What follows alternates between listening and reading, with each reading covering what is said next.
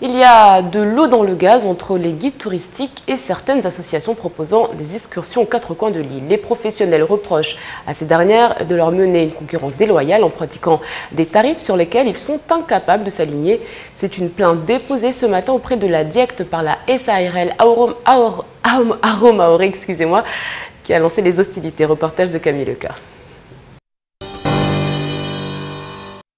Randonnée, excursion en bateau dans le lagon, canoë-kayak et j'en passe, niveau sortie, il y a de quoi faire à Mayotte. Aujourd'hui, ce marché est réparti entre professionnels du tourisme et différentes associations.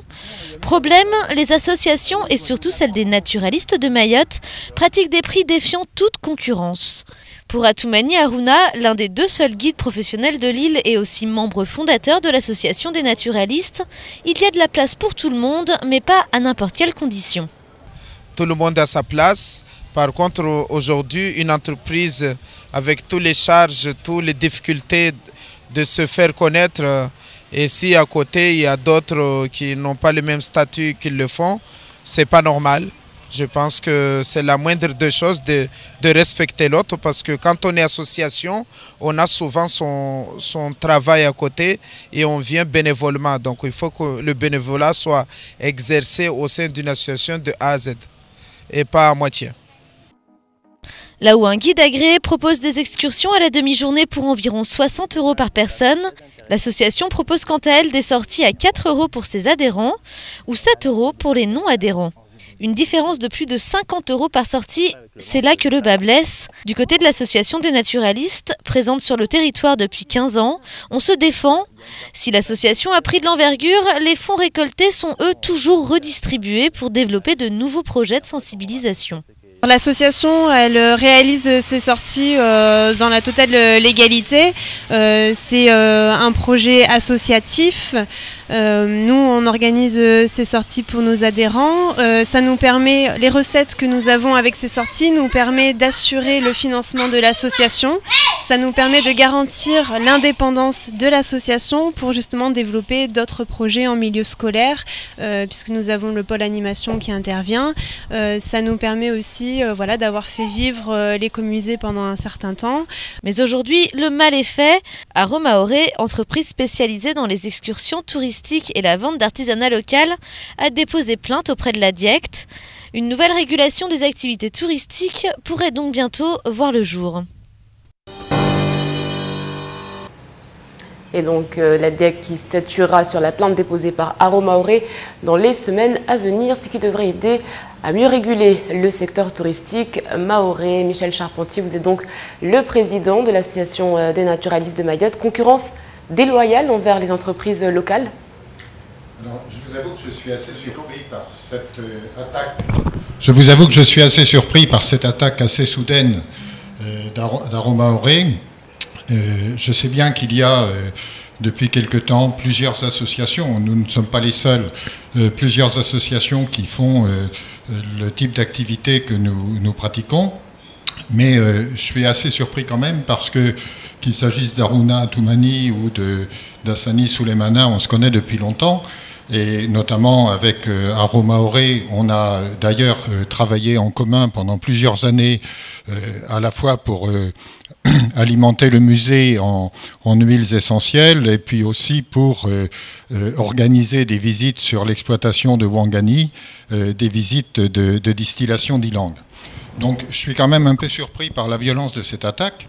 Maintenant, je ne peux que redire ce que disait ma collègue Sarah tout à l'heure dans votre sujet, à savoir que nous sommes une association. Nous avons le droit, comme association, d'organiser avec nos adhérents les prestations qu'on a envie d'organiser et les activités que nous organisons en fonction de nos statuts. Et je suis quand même tout à fait surpris qu'on vienne nous chercher des poux dans la tête à ce sujet-là.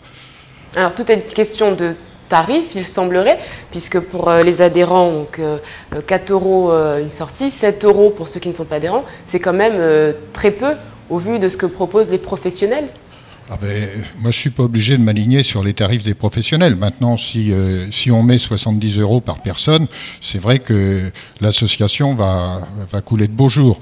Je crains aussi quand même que dans ce cas-là, on ait beaucoup moins de personnes qui soient intéressées. Il faut quand même rester dans des limites qui soient appréciables.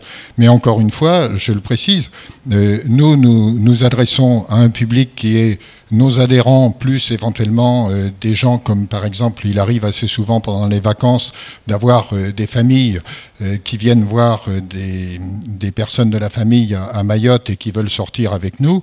Bon, pour 15 jours, on ne leur demande pas de prendre une adhésion. S'il faut en passer par là et leur demander d'adhérer pour pouvoir continuer de faire des activités avec nous, ça pose aucun problème. Alors vous dites être surpris par la violence de l'attaque, mais est-ce que vous comprenez cet argument de concurrence déloyale? Alors, je comprends fort bien qu'à Mayotte, le tourisme ne marche pas bien.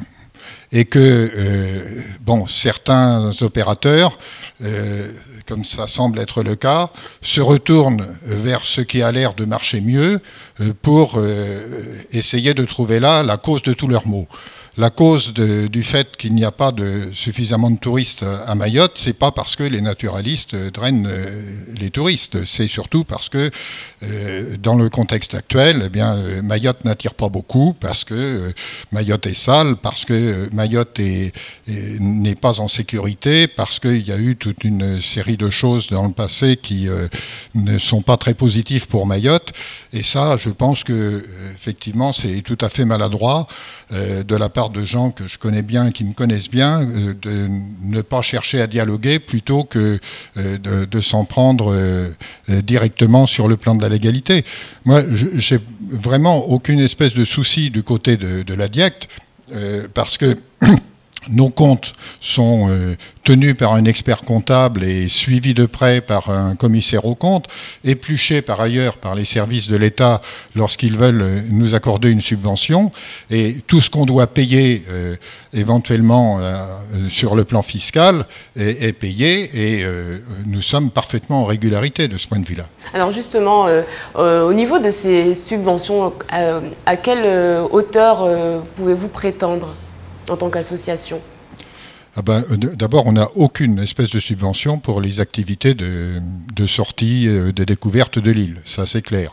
Et si on a développé depuis quelques années ce type d'activité, c'est précisément parce que les subventions étaient en forte baisse, les subventions publiques, que ce soit du côté du Conseil général, où il n'y a plus rien depuis plusieurs années, ou même que ce soit du côté de l'État, où chaque année, les cordons de la bourse se resserrent.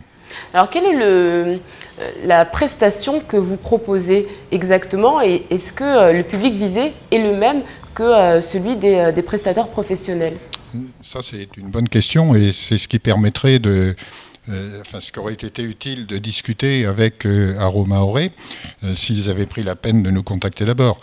Nous avons des adhérents qui s'intéressent à la nature et qui s'intéressent au patrimoine de l'île.